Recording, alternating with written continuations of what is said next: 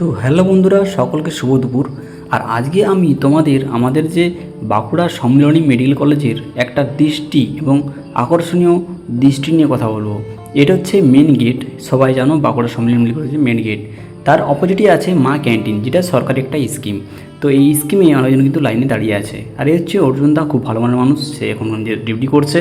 তো আমি এই নিয়ে কথা বলবো যে আমাদের এই মা ক্যান্টিন যে 5 টাকায় ডিম ভাত নিয়ে অনেকে অনেক কথা বলেন, যে 5 টাকার কী দেবে, 5 টাকায় ভালো খাবার নয়, মানুষ কেন খায়, খাবো না, অনেক কথাই বলেন। কিন্তু এই যে লাইনটা দেখছেন, মানুষ দাঁড়িয়ে আছে, নিশ্চয়ই কেউ অসহায় আছেন।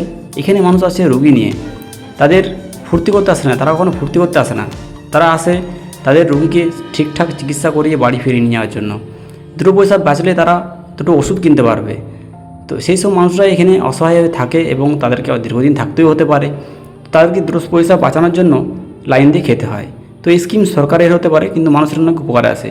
তো যারা ভুলভ্রান্তি কথা ছড়ান এবং ভুলভ্রান্তি বলেন, তো তাদেরকে বলবো এইসব ভুলভাল কথা বলবেন না, তাদের কাছে এটা অনেক